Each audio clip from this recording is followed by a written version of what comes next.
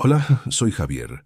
Vi a mi cuñado Marcos convertirse en una estatua de hielo mientras su única hija, mi sobrina Sofía, se apagaba lentamente en una cama de hospital. Fue la cosa más cruel y silenciosa que he presenciado en toda mi vida. Ver a un hombre que solía construir mundos desmoronarse por dentro, sin emitir un solo sonido, sin derramar una lágrima, es algo que te marca para siempre. Se había sellado a sí mismo, como si cualquier emoción pudiera terminar de romperlo en mil pedazos. ¿Alguna vez has visto a alguien quebrarse así en completo silencio, mientras todo a su alrededor se derrumba? Antes de contarte lo que pasó cuando una vocecita diminuta silenció a todo el hospital, comenta aquí desde dónde nos estás viendo y suscríbete ya al canal. Créeme, no querrás perderte lo que sucede cuando el dolor se vuelve tan grande que ya no cabe en el cuerpo. El escenario de esta tragedia silenciosa era la sala de espera de la Unidad de Cuidados Intensivos Pediátricos, un lugar deliberadamente impersonal, diseñado para contener el dolor sin absorberlo. La luz blanca y fluorescente bañaba las sillas de plástico azul y las paredes color crema, creando un ambiente estéril que olía a desinfectante y a miedo contenido. Allí pasábamos las horas, mi hermana y yo, mientras Marcos permanecía inmóvil en el mismo asiento, día tras día. Se había convertido en parte del mobiliario, una figura rígida con la mirada perdida en un punto inexistente del suelo. El conflicto no era contra la enfermedad, pues esa batalla ya estaba perdida según los médicos. El verdadero conflicto se libraba dentro de él, en ese silencio sepulcral que había levantado como un muro entre él y el resto del mundo, incluyéndonos a nosotros. Marcos era arquitecto, un hombre que dedicó su vida a diseñar espacios, a levantar estructuras fuertes y seguras. Verlo así, tan frágil e impotente, era una ironía devastadora. El hombre que dibujaba planos para proteger a otros era incapaz de hacer nada para salvar a su propia hija. Esa impotencia lo había vaciado por completo, reemplazando su esencia con una frialdad que helaba la sangre. No hablaba. No comía casi nada, y cuando mi hermana, rota en llanto, intentaba abrazarlo, él se quedaba rígido como si el contacto físico pudiera contagiarle un dolor que ya no sabía cómo gestionar. Su fortaleza, esa que todos admirábamos, se había transformado en su propia cárcel, una armadura tan pesada que ya no le permitía moverse ni sentir. Él creía que así se protegía, pero en realidad solo se estaba aislando en su infierno personal. El ambiente en esa sala de espera era un purgatorio compartido. Había otras familias, cada una encerrada en su propia burbuja de angustia. Nos cruzábamos miradas fugaces, cargadas de una compasión muda, pero nadie se atrevía a invadir el espacio sagrado del dolor ajeno. El sonido dominante era un zumbido constante y monótono de las máquinas, un recordatorio perpetuo de la fragilidad de la vida que se aferraba a un hilo detrás de esas puertas cerradas. De vez en cuando, el llanto ahogado de una madre rompía la quietud, o los pasos apresurados de una enfermera nos ponían en alerta. Era un mundo suspendido, donde el tiempo no avanzaba. Solo se acumulaba en capas de cansancio, resignación y una tristeza tan densa que casi se podía tocar con las manos. Ya habían pasado varios días, días que se sentían como meses. Los médicos habían sido claros y a su manera compasivos. A Sofía, mi sobrina de apenas 8 años, le quedaban horas. No había nada más que hacer, solo esperar. Y esa espera era la peor de las torturas. La esperanza se había agotado, reemplazada por una resignación sombría que se había instalado en nuestros huesos. Mi hermana lloraba en silencio en una esquina. Yo intentaba mantenerme entero por ella. Y Marcos simplemente existía. Su rostro era una máscara de indiferencia, pero yo sabía que detrás de esa fachada se estaba librando una guerra. Había renunciado a cualquier milagro, había aceptado el veredicto de la ciencia, y esa aceptación lo había matado en vida. Estaba presenciando el funeral de su alma antes que el de su hija.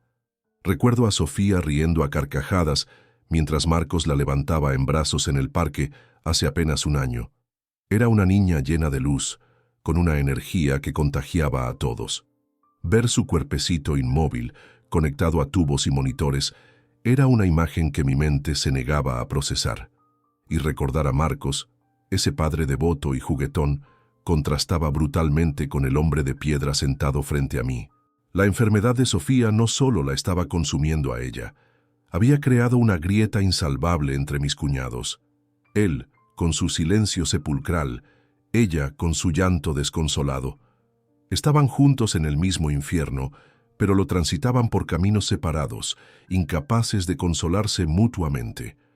La tragedia los había unido en el dolor, pero los había separado en la forma de enfrentarlo, y esa soledad compartida era quizás la parte más desoladora de todas. Los días se convirtieron en una sola mancha borrosa, una rutina cruel marcada por el amanecer y el anochecer fuera de la ventana de la sala de espera.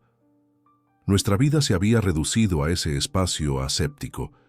Mi hermana, Elena, había perdido la noción del tiempo. Sus ojos estaban permanentemente hinchados y su cuerpo se movía por pura inercia, sostenido por litros de café malo y la obligación de no rendirse. Yo intentaba ser su ancla, pero me sentía a la deriva en el mismo mar de desesperanza. Y Marcos seguía allí, en su silla, como un monumento al dolor. No leía, no miraba el móvil, no hablaba. Simplemente esperaba el final, con una quietud que resultaba más aterradora que cualquier grito o lamento. Era una vigilia sin propósito, un acto de presencia ante lo inevitable. La atmósfera de esa sala era un veneno lento. El olor a desinfectante se mezclaba con un aroma a tristeza rancia, casi palpable. El zumbido constante de los equipos médicos al otro lado de la puerta se había convertido en la banda sonora de nuestra agonía, un recordatorio monótono de la batalla que se estaba perdiendo. El café de la máquina sabía a plástico quemado y las sillas eran deliberadamente incómodas, como si quisieran disuadirnos de quedarnos demasiado tiempo. Pero nosotros no teníamos a dónde ir. Ese purgatorio era nuestro hogar ahora. Y en medio de todo ese malestar físico y emocional, Marcos parecía inmune. Su cuerpo no mostraba signos de cansancio, solo de una desconexión absoluta. Era como si su alma hubiera abandonado el cuerpo para no sentir más. Fue al cuarto día de esa rutina insoportable, en una tarde gris en la que la luz artificial del hospital parecía aún más deprimente, cuando la vi por primera vez. Entró una mujer mayor, de andar cansado, acompañada de una niña pequeña. La niña no tendría más de 6 años. Llevaba un vestido de flores algo descolorido y unas sandalias gastadas. No lloraba ni se quejaba como otros niños que pasaban por allí. Simplemente se sentó junto a la que supuse era su abuela y se quedó quieta, observando todo con unos ojos grandes y oscuros, llenos de una calma que no pertenecía a ese lugar. Su presencia era un pequeño punto de color en un mundo pintado en tonos de gris y blanco, una anomalía silenciosa en medio del caos contenido. Después de unos minutos, la abuela sacó un libro y se sumergió en la lectura. La niña, con una naturalidad pasmosa, se levantó de su silla. Por un instante contuve la respiración. Mis ojos se clavaron en ella mientras caminaba lentamente, sin vacilar, por el pasillo central de la sala. Se dirigía directamente hacia Marcos. Mi primer impulso fue levantarme e interceptarla, proteger a mi cuñado de cualquier interrupción, por inocente que fuera. Estaba seguro de que la iba a espantar con una mirada helada o un gesto brusco. El hombre de piedra no estaba para visitas, y menos de una niña curiosa. Pero algo me detuvo, una extraña sensación de que debía dejar que aquello sucediera, que debía presenciarlo. La pequeña no dijo una palabra, simplemente llegó hasta la silla de Marcos, se sentó en el suelo a sus pies, cruzó las piernas y apoyó la barbilla en sus rodillas, mirándolo fijamente. Marcos ni siquiera parpadeó, su mirada seguía perdida en la nada, y entonces la niña empezó a tararear. No era una canción infantil conocida, ni una melodía pegadiza. Era un sonido suave, un arrullo sin letra, una melodía que sonaba antigua, casi ancestral. El sonido era tan puro y sereno que, poco a poco, el ambiente de la sala empezó a cambiar. Una madre que sollozaba en una esquina levantó la cabeza. Una enfermera que pasaba con prisa redujo el paso. El aire, antes denso y pesado, pareció volverse más ligero, más respirable. Observé a Marcos con toda la atención de la que fui capaz, esperando una reacción, cualquier reacción. Y la vi. No fue un gesto grande ni un movimiento brusco. Fue un cambio casi imperceptible. El músculo de su mandíbula, que llevaba días tenso como una cuerda de acero, se relajó levemente. Sus hombros, que parecían cargar con el peso del mundo, descendieron 1 milímetro. Y en sus ojos, en esos ojos muertos que solo reflejaban la luz fluorescente del techo, apareció un mínimo parpadeo, un atisbo de vida. La fortaleza de hielo no se había derrumbado, pero por primera vez en días vi una grieta. Aquella melodía infantil y sin pretensiones había logrado lo que nuestros abrazos y palabras no pudieron. Había atravesado el muro. La melodía continuó flotando en el aire, un hilo de seda en medio de un ambiente áspero y cargado de dolor. No era una canción de cuna cualquiera, tenía una cadencia extraña, casi hipnótica, que parecía limpiar el ambiente de toda su toxicidad. Mi hermana Elena, que había estado hecha un ovillo en su silla, levantó la vista por primera vez en horas, con los ojos llenos de una perplejidad que reemplazó momentáneamente a su angustia. El zumbido de las máquinas parecía haberse atenuado, como si el propio hospital estuviera conteniendo la respiración. Yo sentí cómo se aflojaba un nudo en mi pecho que ni siquiera sabía que tenía. ¿Y Marcos? Marcos seguía inmóvil, pero ya no era la inmovilidad de una estatua, sino la quietud de alguien que escucha con todo su ser. La niña, a la que después supe que llamaban Luna, terminó su melodía, y el silencio que siguió no fue pesado, sino expectante. Luego, con la misma naturalidad con la que había llegado, extendió su pequeña mano y la posó sobre la rodilla de Marcos. Fue un toque suave, casi imperceptible, pero para un hombre que había rechazado cualquier contacto físico durante días, fue un terremoto. Vi cómo su cuerpo se tensaba por un segundo, su instinto de rechazo luchando contra algo que no entendía, pero no la apartó. En lugar de eso, después de un largo instante, su cabeza, que había estado fija mirando al frente, giró lentamente, apenas unos grados, hasta que sus ojos se posaron en la pequeña figura sentada a sus pies. Fue la primera vez que lo vi conectar con algo que no fuera su propio dolor. Los días siguientes, esa niña se convirtió en una presencia constante y silenciosa. Su abuela la traía, se sentaba a leer su libro, y Luna, sin que nadie se lo pidiera, repetía su ritual. Se acercaba a Marcos, se sentaba a sus pies y a veces simplemente se quedaba allí, en silencio, como una pequeña guardiana. Otras veces tarareaba su melodía. Marcos ya no parecía una figura de piedra. Había algo en su postura que había cambiado. Empezó a aceptar el vaso de agua que le ofrecía, a dar un bocado al sándwich que le traía Elena. Eran gestos minúsculos, casi insignificantes para cualquiera, pero para nosotros eran hitos, señales de que una parte de él estaba regresando de un lugar muy oscuro y lejano. La presencia de esa niña era un ancla que lo estaba trayendo de vuelta a la orilla. Luna parecía entender cosas que un niño de su edad no debería. Nunca le preguntó a Marcos por qué estaba triste, ni intentó hacerlo reír con gracias infantiles. Su consuelo era mucho más profundo, más instintivo.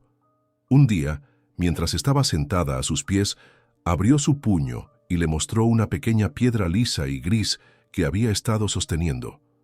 La dejó sobre su rodilla y luego volvió a cerrar su mano sobre la de él, como si le estuviera transfiriendo algo. Fuerza, paz, no lo sé. Marcos miró la piedra, luego la mano de la niña, y vi cómo sus labios temblaban como si una palabra quisiera escapar después de un largo cautiverio. No dijo nada, pero tomó la piedra y la guardó en su bolsillo, un gesto simple que se sintió como una promesa. El quinto día de la visita de Luna, ocurrió algo que nunca olvidaré. La niña estaba dibujando en el suelo con una tiza que había sacado de su bolsillo.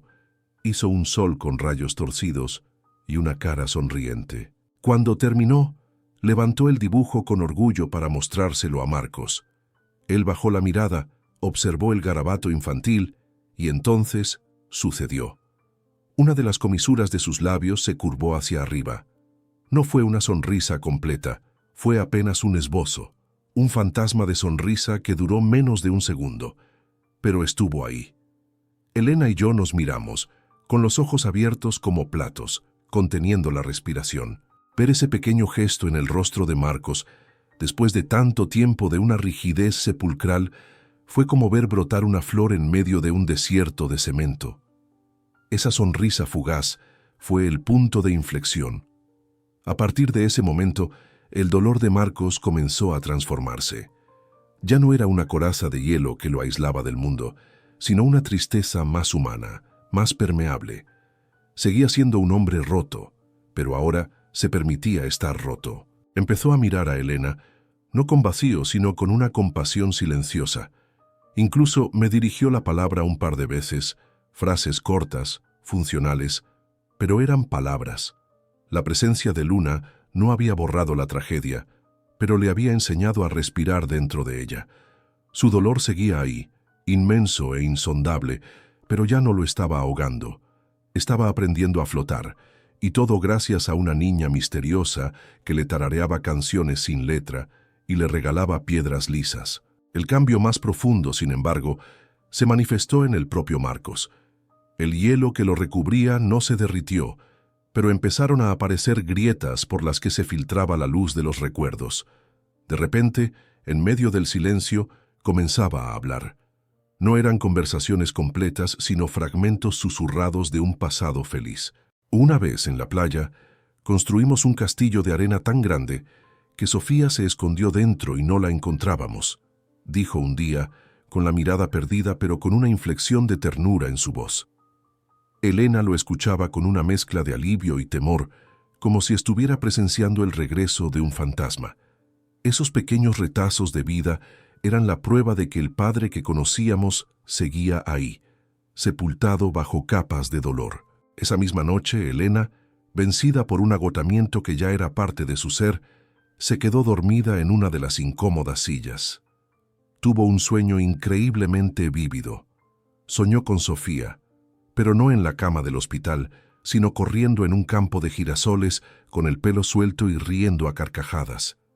En el sueño la niña se giró hacia ella, con los ojos llenos de luz, y le dijo con una claridad asombrosa: «Mamá, estoy bien, no llores más». Elena se despertó con el rostro bañado en lágrimas, pero por primera vez en meses no eran lágrimas de tristeza, sino de una paz inexplicable, una calma que se le instaló en el pecho y que, aunque su mente lógica no podía aceptar, su corazón acogió como una verdad absoluta.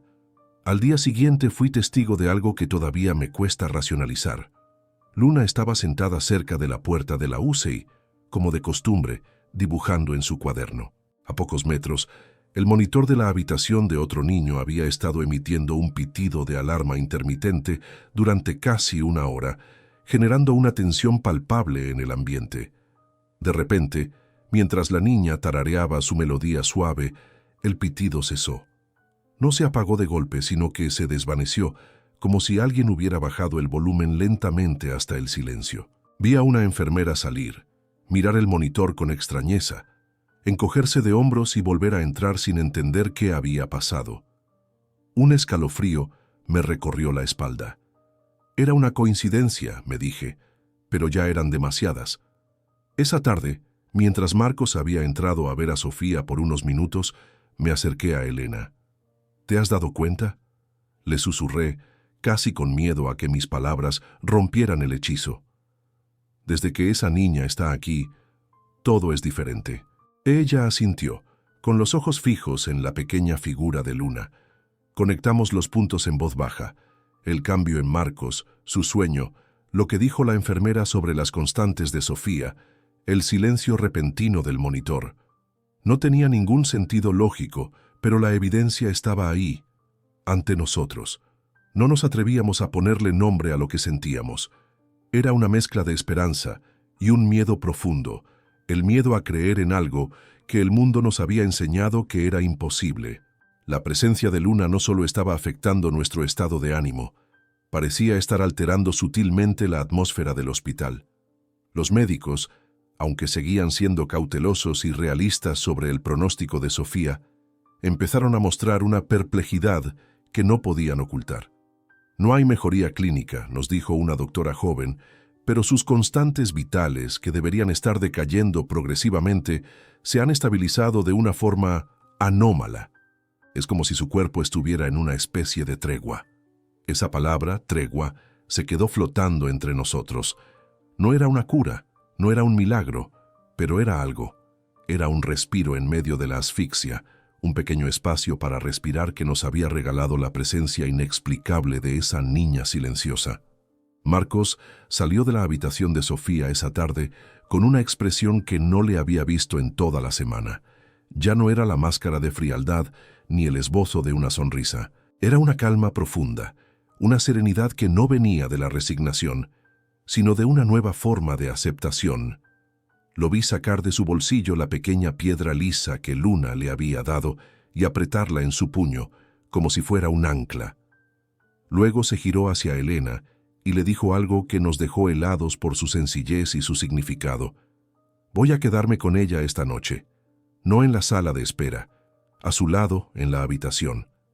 No era una pregunta, sino una declaración. El hombre que había huido del dolor por fin estaba listo para caminar hacia él.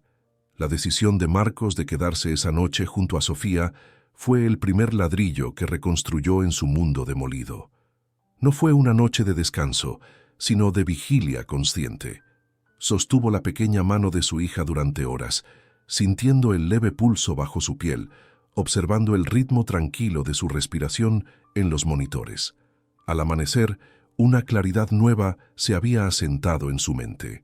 Miró a Elena, cuyos ojos mostraban un cansancio infinito, pero también una chispa de esperanza renovada, y le hizo una petición que la dejó helada. «Ve a casa, por favor. En el ático, dentro del viejo baúl de mi madre, hay una caja de fotos. Tráela». Hacía años, desde la muerte de sus padres, que Marcos no había permitido que nadie tocara ese baúl.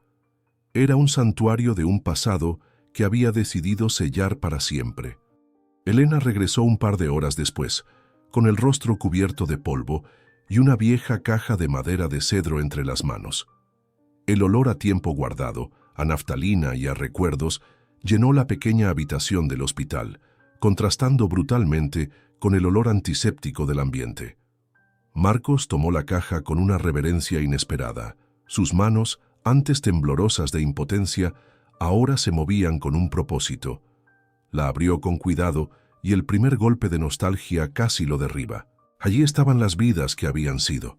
Sus padres sonriendo en su boda, él y Elena en su primer viaje, y cientos de imágenes de Sofía, desde su primer día de vida hasta su último cumpleaños. Por primera vez en mucho tiempo, no miraba esas fotos con la agonía de la pérdida, sino con la ternura del amor que perdura. Estaba buscando una foto específica, una de Sofía en la playa, construyendo uno de sus castillos de arena imposibles para ponerla junto a su cama. Sus dedos pasaron sobre imágenes borrosas y polaroids descoloridas, cada una un pequeño fantasma de un momento feliz. Pero entonces su mano se detuvo. Debajo de una pila de postales, encontró una fotografía que no recordaba haber visto en décadas. Era una imagen en blanco y negro, con los bordes dentados. En ella un niño de unos 10 años, con el pelo alborotado y una sonrisa tímida, abrazaba por los hombros a una niña más pequeña. La niña, de no más de 6 años, llevaba un vestido de flores y miraba a la cámara con unos ojos inmensos, oscuros y llenos de una seriedad casi adulta. El corazón de Marcos dio un vuelco. Era Luna. La sangre se le heló en las venas. No era un parecido, no era una coincidencia. Era ella. La misma cara, los mismos ojos profundos, la misma presencia serena que había desarmado su coraza de hielo. El niño de la foto era él mismo. Se quedó mirando la imagen mientras su cerebro luchaba por procesar lo imposible, por encontrar una explicación lógica donde no la había. ¿Quién era esa niña? No era una prima, no era una vecina. El recuerdo estaba enterrado bajo capas y capas de dolor y tiempo, Pero poco a poco, como una imagen emergiendo en un cuarto oscuro, empezó a tomar forma. La memoria le golpeó con la fuerza de un tren. La niña de la foto era su hermana pequeña, Lucía. La hermana que había muerto en un accidente de coche cuando él tenía 10 años y ella apenas 6. De repente, todo encajó con una claridad aterradora y a la vez sagrada. El nombre. Él la llamaba mi pequeña luna, porque ella le tenía miedo a la oscuridad y él le decía que no temiera, que la luna siempre estaría ahí para cuidarla. La melodía. Era la misma nana que su madre les cantaba a ambos para dormir, una canción que él había olvidado por completo hasta ese preciso instante. Y la abuela, la mujer mayor que siempre la acompañaba y se sentaba a leer en silencio, su propia madre había sido bibliotecaria, una mujer que vivía con un libro entre las manos. No eran visitantes casuales, eran guardianes, eran su pasado viniendo a rescatarlo de su presente, un puente de amor tendido a través del tiempo y la muerte para enseñarle a seguir adelante. Marcos se levantó, con la fotografía temblando en su mano. Salió de la habitación de Sofía como un autómata y caminó por el pasillo hasta la sala de espera. Estaba vacía, a excepción de una familia que dormitaba en un rincón. No había rastro de Luna ni de su abuela. Se acercó al mostrador de recepción, con el corazón latiéndole en la garganta. Le preguntó a la enfermera de turno por la niña y la mujer mayor que habían estado allí los últimos días. La enfermera frunció el ceño, revisó sus registros y lo miró con extrañeza. «Señor», dijo con amabilidad, «aquí no ha habido ninguna niña registrada con ese nombre, ni ninguna mujer mayor que la acompañe. He estado de turno todos estos días. Estoy segura de que se confunde». Pero Marcos no se confundía. Regresó a la habitación de Sofía con una certeza que trascendía toda lógica y explicación. Ya no sentía miedo, ni confusión, solo una abrumadora sensación de paz, una gratitud tan inmensa que le llenaba el pecho hasta doler. Se sentó de nuevo junto a su hija, colocó la vieja fotografía en la mesita de noche, justo al lado de la piedra lisa que Luna le había regalado. Miró el rostro sereno de Sofía y luego la imagen de su hermana pequeña, su Luna, sonriéndole desde el pasado. Entendió que no estaba solo en esa batalla. Entendió que el amor no muere, solo se transforma. Y por primera vez desde que todo había comenzado, se permitió llorar. No de tristeza, sino de un alivio profundo, liberador, como un hombre que finalmente encuentra el camino a casa después de haberse perdido en la más oscura de las noches. Marcos regresó a nosotros, a la sala de espera que ahora parecía un escenario vacío, con la vieja fotografía en la mano. Su rostro ya no era una máscara de dolor congelado, sino el de un hombre que había visto más allá del velo. Nos mostró la imagen sin decir una palabra al principio. Allí estaba él, un niño con el pelo revuelto, y a su lado, con una claridad que helaba la sangre, estaba la pequeña Luna, la misma niña que había estado sentada a sus pies. «La enfermera dice que nunca estuvo aquí», susurró Marcos, con la voz rota pero firme, llena de una certeza aterradora. «Dice que se lo ha imaginado, pero no es así. Era ella, era mi hermana, Lucía, la que perdí cuando tenía 10 años». Elena tomó la fotografía con manos temblorosas. Sus ojos, ya hinchados por días de llanto, se abrieron con una incredulidad que poco a poco se transformó en un reconocimiento sobrecogedor. Su mente conectó los puntos a una velocidad vertiginosa, el sueño que había tenido con Sofía en el campo de girasoles, la paz inexplicable que sintió al despertar, la sensación de que no estaban solos en su vigilia. La lógica se desmoronaba ante la evidencia de sus propios sentimientos. «El sueño», murmuró, más para sí misma que para nosotros. «Sofía me dijo que no llorara, que estaba bien». Sentí una calma como la que traía esa niña. La foto no era solo una prueba para Marcos. Era la confirmación de que la paz que había sentido no era una ilusión, sino un regalo enviado desde algún lugar incomprensible. Yo, en cambio, sentí un escalofrío de puro escepticismo. Mi mente racional se rebeló, buscando desesperadamente una explicación lógica. «Marcos, esto es una locura», le dije con la voz más suave que pude, tratando de ser el ancla en medio de aquella tormenta sobrenatural. El estrés, el agotamiento, la falta de sueño, pueden hacer que veamos cosas, que confundamos recuerdos. Quizás es una prima lejana, una niña del pueblo de tus padres que se le parece. No podemos saltar a conclusiones imposibles. Intenté protegerlos de lo que me parecía un delirio nacido de la desesperación, una fantasía peligrosa que solo añadiría más confusión a su sufrimiento. No quería que se aferraran a fantasmas, sino a la dura realidad que teníamos que enfrentar juntos, por dolorosa que fuera. Marcos me miró, y en sus ojos no había ofensa, sino una compasión profunda, como si viera a un ciego intentando describir los colores. «Javier, no lo entiendes», dijo, con una paciencia que me desarmó. Yo la llamaba mi pequeña luna. Era nuestro secreto, un apodo que inventé porque le tenía miedo a la oscuridad. Nadie más en el mundo lo sabía. Y la melodía que tarareaba... Hizo una pausa y tarareó unas notas suaves, una nana antigua y olvidada que resonó en el silencio del pasillo como un eco de otro tiempo. Era la canción que mi madre nos cantaba a los dos para dormir. La había borrado de mi memoria por completo. ¿Cómo es posible que una extraña supiera todo eso? No era una extraña. Era ella que vino a recordarme cómo seguir. En ese instante, mi escepticismo se hizo añicos. Las piezas encajaron con una fuerza que me dejó sin aliento. La melodía, el apodo, la presencia serena, la paz que todos habíamos sentido. No era una coincidencia, no era una alucinación colectiva, era algo más. El frío impersonal del hospital pareció retroceder, reemplazado por una calidez extraña, como si el espacio mismo se hubiera vuelto sagrado. Dejamos de ser una familia rota esperando una tragedia y nos convertimos en testigos de un misterio insondable. La confrontación no fue con un espíritu, sino con la abrumadora verdad de que el amor es un hilo que ni la muerte puede cortar.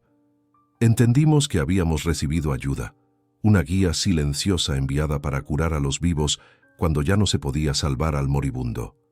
Marcos se levantó, pero ya no era el hombre a la deriva que había sido. Había un propósito en sus movimientos, una nueva luz en su mirada. Tomó la caja de fotos y la vieja fotografía de su hermana y caminó de regreso a la habitación de Sofía.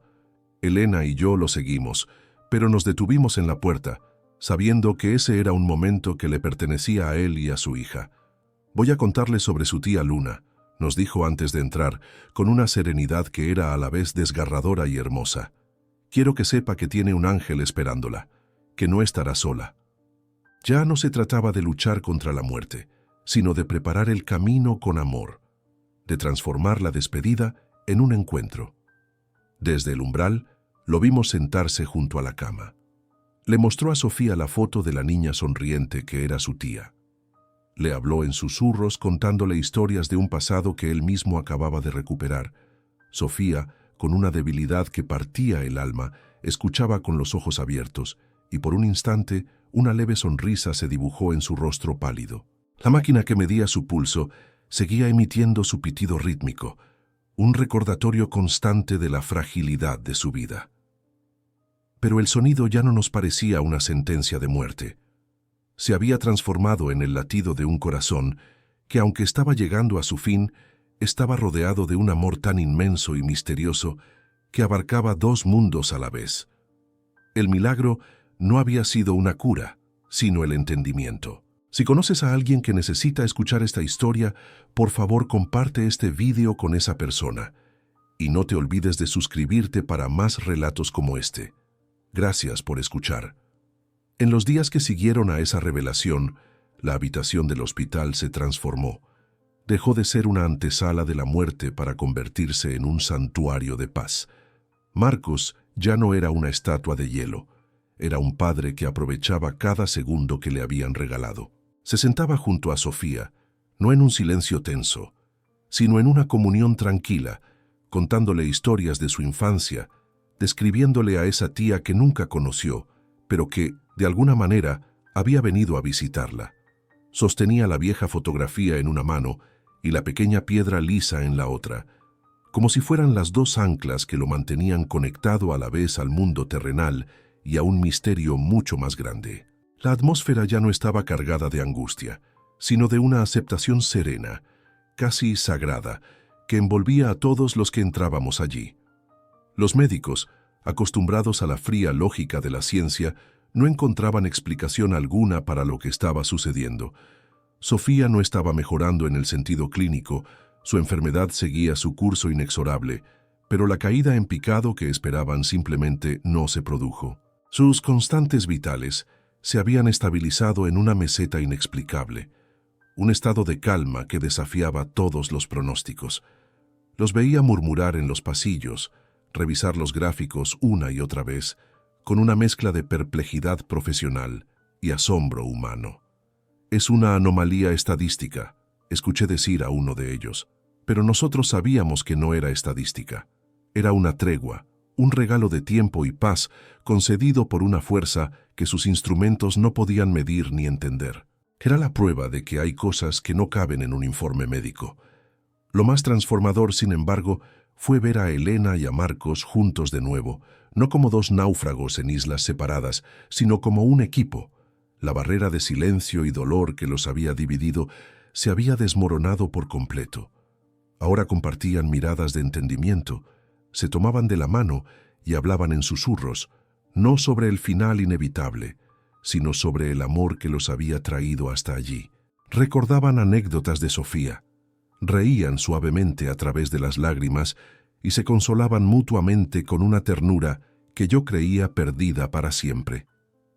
La presencia de Luna, o Lucía, no solo había sanado el alma rota de Marcos, había remendado la fractura de su familia, recordándoles que incluso en la oscuridad más profunda podían ser la luz del otro, el refugio que necesitaban para soportar lo insoportable.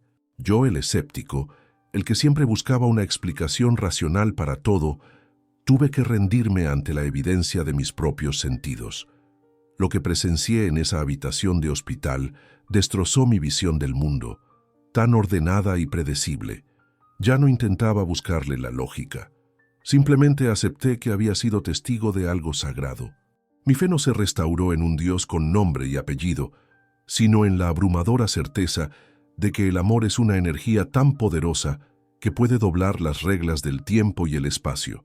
Entendí que hay conexiones que la muerte no puede romper y que a veces, cuando el dolor es demasiado grande para soportarlo solos, el universo nos envía ayuda de las formas más inesperadas, a través de los mensajeros más puros y silenciosos. Sofía no se curó. El milagro no fue ese. El milagro fue la paz con la que vivió sus últimos días.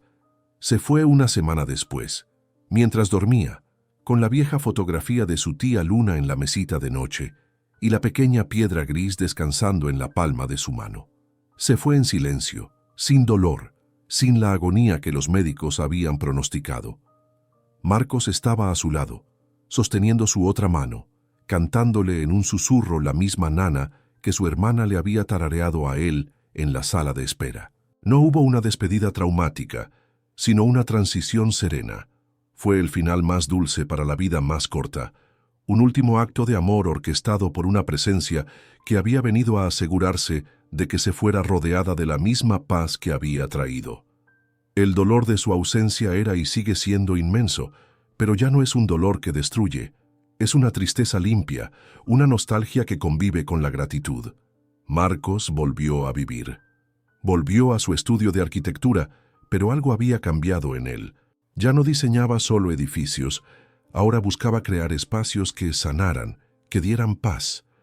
Su primer proyecto fue el diseño de un pequeño jardín conmemorativo en un parque público, un lugar lleno de flores y bancos para que la gente pudiera sentarse a recordar.